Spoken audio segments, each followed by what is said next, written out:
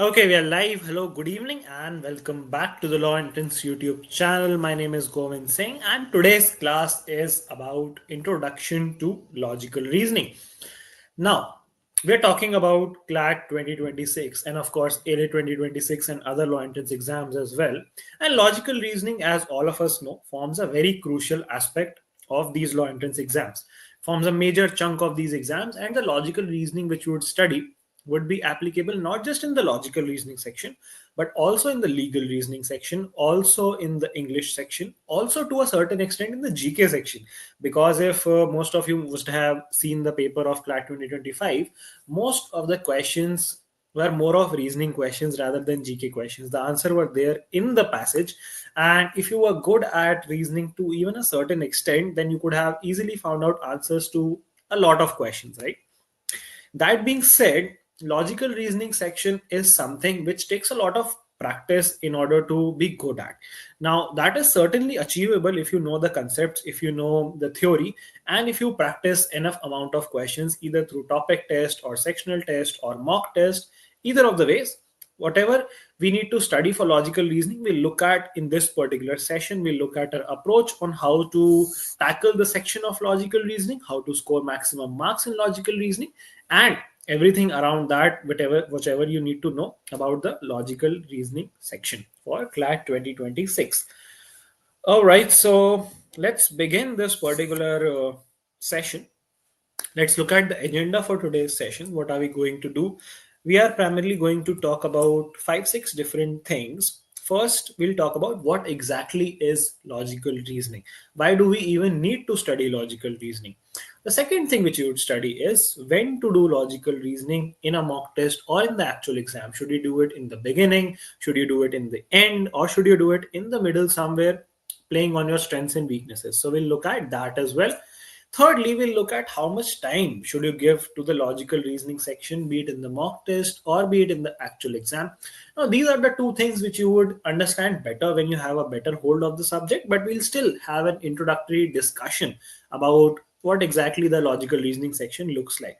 And to understand that better, there comes the fourth point, which is what are the types of questions which are asked in the logical reasoning section? What are the topics which we need to study in detail? What are the types of questions which can be framed from those topics? We'll look at that as well.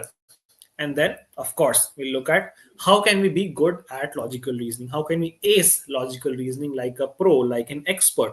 And that is something which would emphasize on in this session. And lastly, I would give you a little bit of brief about logical reasoning.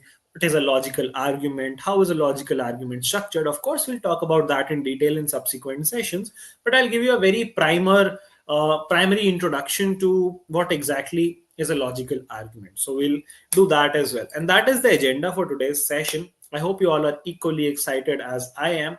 To drop a like on this particular video if you're watching this live or if you're watching this recorded, because this is going to set the tone for the rest of the year, and we'll be continuing the discussion on the same tangent and make you an expert in logical reasoning.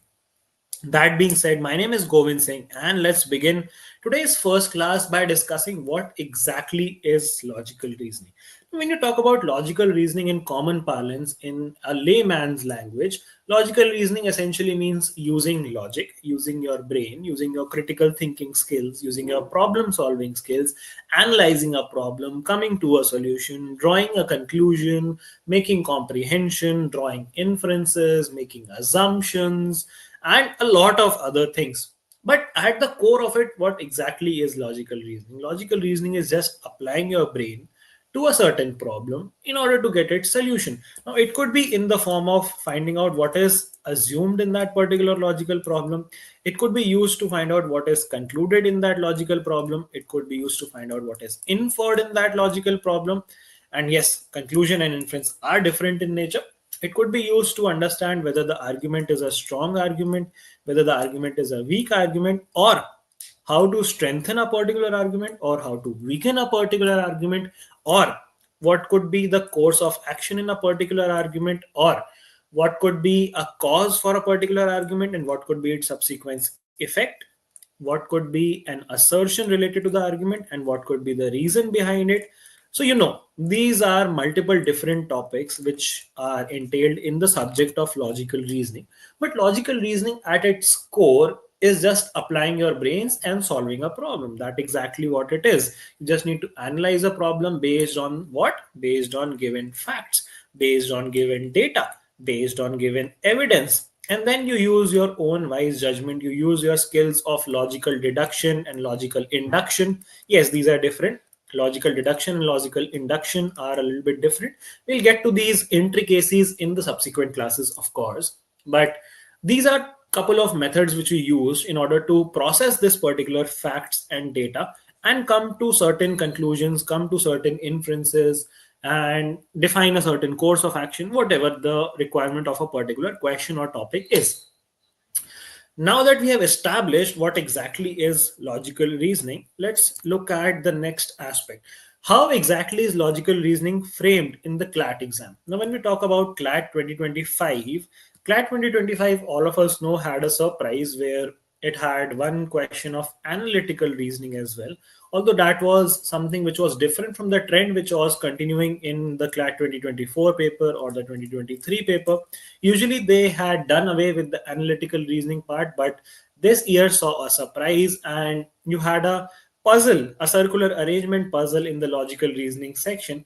That being said, that would make it important for us to do the analytical reasoning part of it as well. The analytical reasoning part of the CLAT section caters to topics like number series, topics like calendar, topics like puzzles, topics like blood relations, topic like directions. So we'll do them as well in the due course of time as our schedule progresses. But for now, let's talk a little bit about critical reasoning because that still forms a major chunk of our paper, right? So this is what the CLAT consortium website says. You need to recognize an argument, its premises and conclusion. You need to read and identify the argument set out in a passage. You need to critically analyze the patterns of reasoning and assess the conclusions based on evidence. And you need to infer what follows from a passage. And you need to draw relationships and analogies, identifying contradictions and equivalence, right? So these are some things which you basically do under the header of logical reasoning through various different topics which you would study as our course progresses. Now comes the next question. Although this question would come a little later in your journey when you start attempting mock tests, when you have a little hold on the subject, but still, let's talk a little bit about this because a lot of aspirants believe that logical reasoning is way too tough for them and they usually leave it for the last or don't really practice it enough. They hesitate to practice logical reasoning or understand the concepts. But trust me, if you get hold of logical reasoning, that can be a very big boon in disguise and can help you in 4 sections out of 5 sections in the CLAT exam, be it your GK, be it your legal reasoning, be it your logical reasoning, be it your English. Everywhere involvement of logical reasoning takes a big significant part, right? Now, where to attempt logical reasoning, when to attempt it, when you talk in the context of a mock test or in the context of the actual CLAT exam. What I usually recommend students is you should definitely not begin with logical reasoning as a section because many a times logical reasoning section can throw you off guard. They can have certain complex or difficult questions which can break your momentum or which can leave you a little demotivated, and that is not an ideal strategy to attempt a particular paper. What I usually suggest students is attempting the logical reasoning section somewhere in the middle. Why not in the end? Because in the end your brain suffers through a little bit of fatigue. You are not at your peak cognitive ability, and logical reasoning section requires you to be at your maximum output.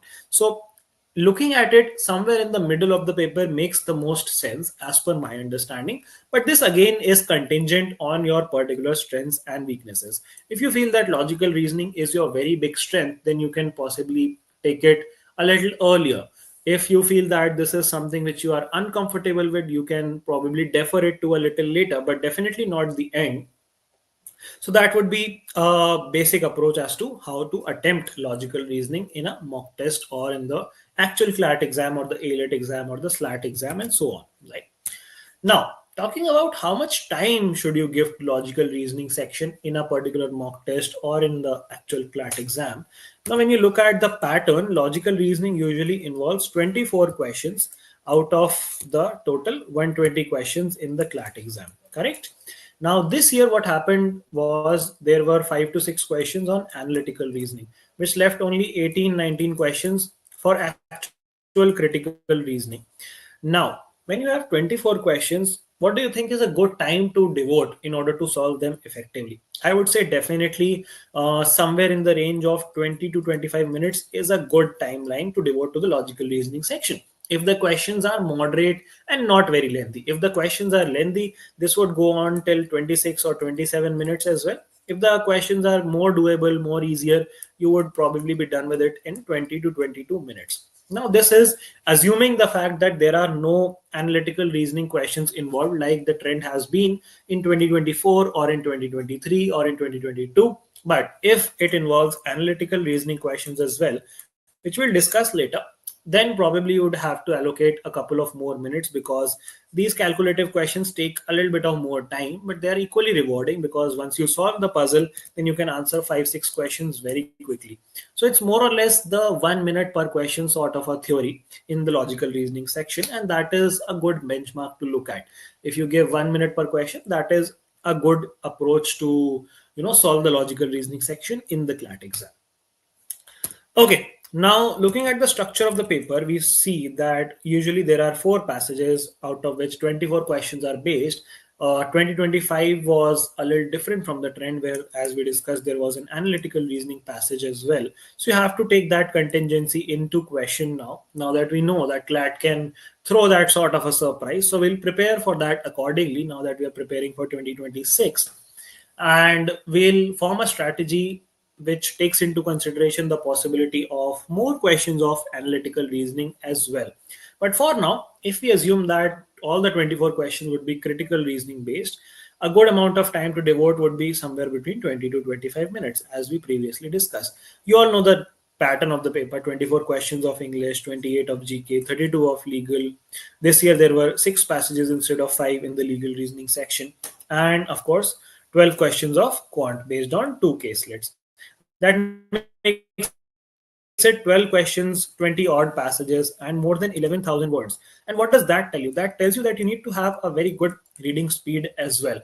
Because in the logical reasoning section, you would be required to read fast and process information even faster, because you are fighting against time. Anyone can do the questions with a higher accuracy if they have unlimited amount of time. But what matters in a competitive exam is how effectively you are able to do them questions in a limited amount of time. So you have to get very used to reading speed. We'll have an exclusive session on how to increase reading speed, how to work around that, what are some techniques for increasing your reading speed. I'll schedule a session for you guys exclusively on that particular topic as well. And do drop your comments if you know some of the speed reading techniques, and we'll come to that later. But the time allocated to you guys is 120 minutes or 2 hours. And of course, there is negative marking, so you cannot really do a lot of guesswork. You cannot really take random guesses at the questions. You need to be very smart about them. You need to play around your strengths and weaknesses. You need to look at the easier questions first and probably leave out a few difficult and complex questions, so that you achieve the maximum output in those 120 minutes, right? All right. Now, moving on to one of the most important segments of this particular session: what are the types of questions asked in the LR session? The LR section. Now, when you talk about 1 or 2 statement based questions, you have, of course, your syllogisms, you have your conditional logic, you have your statement and assumption, you have your statement and conclusion, you have strong and weak arguments, you have cause and effect, you have course of action. We were discussing all of these when we were talking about logical reasoning. But there are more types of questions. There are structure of argument based questions or paragraph form questions as well. Questions like strengthening and weakening an argument, finding the assumption in a particular argument, finding an inference in a particular argument, finding a flaw in the reasoning, finding a parallel structure to the argument given in the passage, finding a logical corollary, or other different miscellaneous type of questions like fact, inference, judgment, or degree of falsity. Now, this is definitely not an exclusive list. There can be 1 or 2 odd topics which are beyond these particular topics, and we'll prepare for everything in the due course of time. But these are the primary topics which we have observed in the past few years. We are just strictly talking from a critical reasoning lens, critical reasoning perspective as of now. When you involve analytical reasoning, a lot of topics get involved there as well. but we'll talk about them later. Okay. Now, the next part of this particular session is how to be good at the logical reasoning section. What exactly do you need to do in order to become a champion of logical reasoning, specifically critical reasoning, right? Okay, so the first thing is you need to understand the structure of a logical argument. Now, when you talk about a logical argument is composed of two primary things, in fact, three primary things, which is a premise, an assumption, and a conclusion. We'll talk about all of these things in detail. What is a premise? How does it work? What is an assumption? And what is a conclusion? How do they interoperate with each other? But for now, for your very basic understanding, a premise is, let's say, just a fact or a statement. A conclusion is something which is the main idea of the author, which the author is trying to prove you, which the author is trying to convince you of. And your premises help you in establishing your conclusion. And assumption is something which lies in the middle. It's usually not stated, it is hidden in nature, but it forms a link, a bridge between the premise and the conclusion. I know this might sound a little complicated to follow along, but we'll decode them in detail in the subsequent sessions when we talk about assumptions in detail, when we talk about conclusions in detail, when we talk about logical argument in detail. For now, your task would be to identifying premises, conclusions, and any unstated assumptions. That would be your first step in looking at a logical argument, right? Looking for structural signpost words and marking premise and conclusion in a particular argument. This would be your first exercise. We'll do questions on that so that you get better at this particular exercise, but that would be the first step in getting to know how a logical argument is framed. The next is, and very important, is previewing questions before reading a particular passage. Now, how does this help? When you know the questions beforehand, before even reading the passage, you know what to expect from the passage, you know what to look for in the passage, you know where your answers might lie in a particular passage, and then you are more better equipped in order to solve those particular questions rather than first reading the passage, then coming to questions, then going back to the passage to find answers, then coming back to the question to look at the options.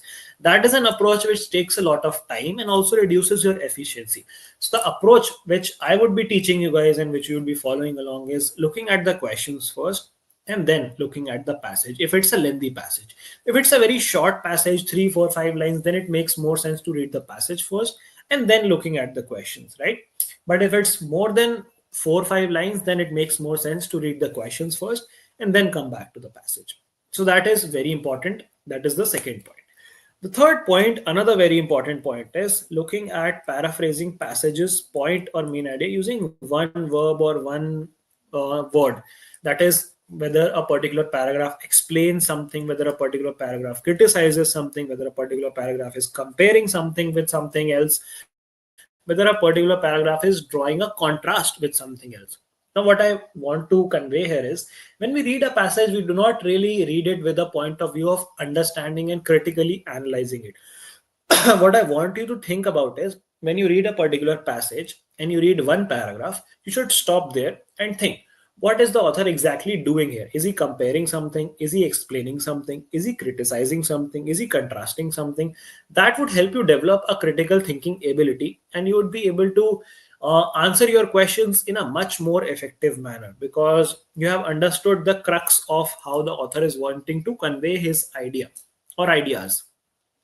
The next step would be judging the argument's persuasiveness while reading actively. Reading actively essentially means reading with a very open mind, reading with the emphasis on important phrases, on important data points, on important argument structures, and looking whether an argument makes a lot of sense or does not make a lot of sense. Looking at its persuasiveness, whether it's a strong argument, whether you agree with it or not, whether it's a weak argument, what can it further include in order to make it a strong argument. That is something which you would judge while reading a particular passage.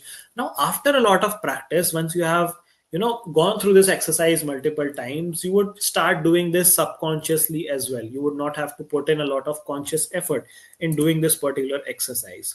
The next thing would be answering the questions which is being asked. Now, before that, it is important to read and understand the question equally well. Because if you do not understand a question and the demand of a question, you'd probably choose a wrong option out of the four options.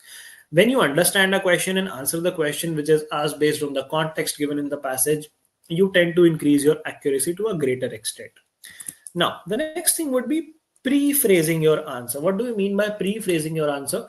While reading your question, it should strike you that your answer would lie somewhere around a particular ballpark of phrases, and that is something which you are seeking out of the options. What I mean here is when you read the question, you read the options, then go back to the passage, read the passage, you would have a good idea as to what should be a probable answer for that particular question. You should have a rough idea that these are the words I'm looking for, these are the sentences I'm looking for, and whenever you find those in options, you would probably pay closer attention to them and see whether they are matching your criteria which you had already pre-phrased, which you have already pre-formed in your mind.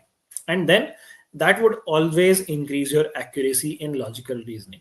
And lastly, and most importantly, it is very important to check whether the option which you are choosing, the answer which you are choosing, lies within the scope of the question. You also have to keep the scope in mind. You have to go with moderate rather than strong words or extreme words, which are usually correct. Moderates are usually correct.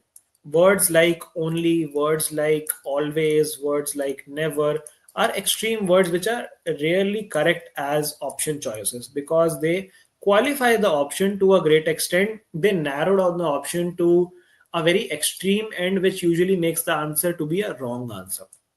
So you'd be looking at moderate responses, not very weak responses, but moderate responses, but not even very extreme or strong responses. That would be your approach. Now, these are few points which obviously you would get better with practice as you solve questions, as you understand concepts of assumptions, conclusions, inferences, argument structure, course of action, cause and effect, flaws in the reasoning, all of those arguments, all of those topics which we'll do in detail in exclusive special sessions. So follow along and subscribe to the channel if you haven't yet. Do drop a like on this video as well. But yes, when you are equipped with the concept, you will be practicing questions on those concepts. You would also be having your mock test, which you would be taking. And then when you apply these 7 points throughout your journey, you would see a massive shift in your thought process, a massive increase in your scores as well if you follow along quite succinctly. But yes, these are some golden points which form the bedrock of becoming good at logical reasoning as a section, as a subject. And these are some points which I want you to keep in mind for a very long time till you are not done with your CLAT exams and make it to your dream law schools. Now, moving on, let's understand a little bit more about logical reasoning. Let's understand a little bit about what is a premise, what is an assumption, what is a conclusion, what is an argument, what is an inference. We'll talk a little bit about all of these, a very quick introduction to all of these. What is a premise? The premise is a foundation or a starting point of an argument. It is the stated reason or evidence which supports the conclusion. These are the words which are said before the theory. So I'll give you an example as well, but let's look at conclusion first. Conclusion is the claim which we are supporting, the main idea, which paints the whole picture. Premise and conclusion together form an argument, which I already told you. A conclusion is something which is the end point of an argument. You conclude something, you end something, you complete the argument, right? That is your conclusion.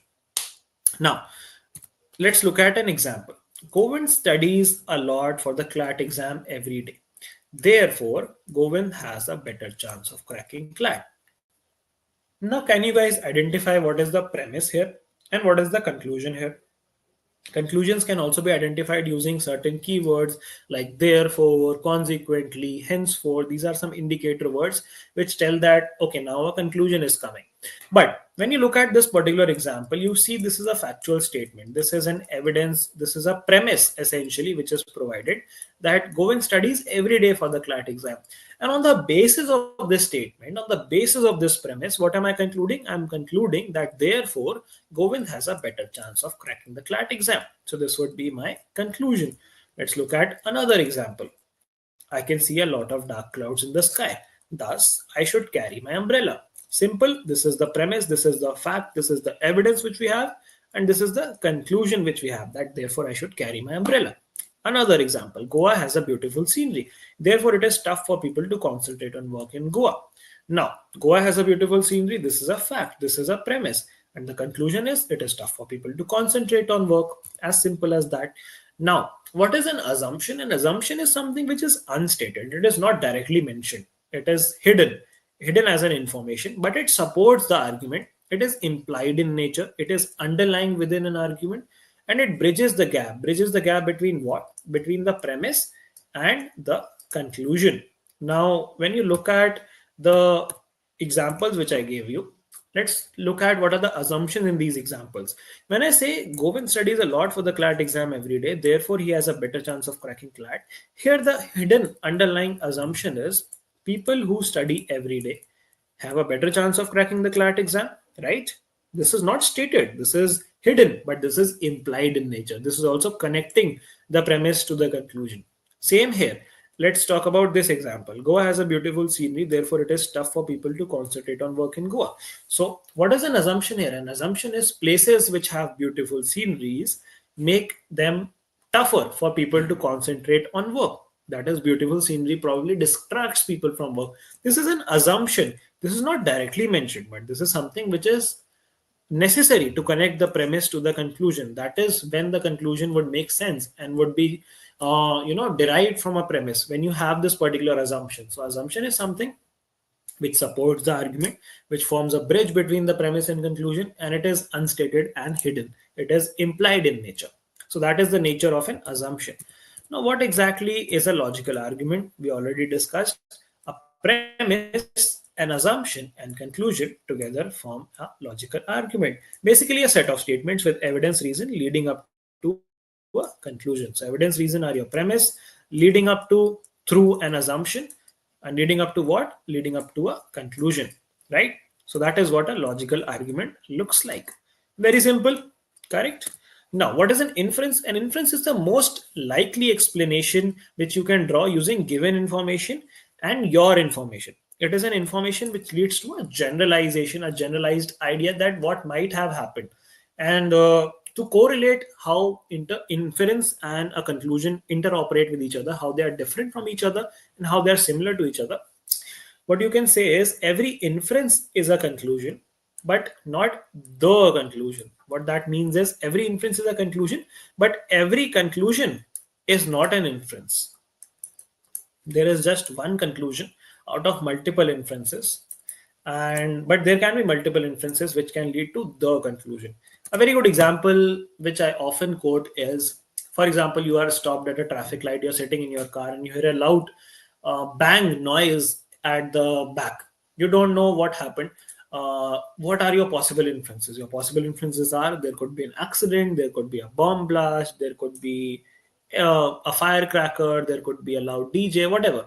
There could be multiple inferences which you draw, which you think are the most likely explanation based on the given information, that is a loud sound, and based on your information that what happens, what could be a cause for a loud sound. And you lead to a generalization that it could be an accident, right? But is it the conclusion? How do we know that it is the conclusion? You step out of the car, you check out that, okay, it is an accident. So therefore, then you reach to the conclusion that, okay, it's actually an accident.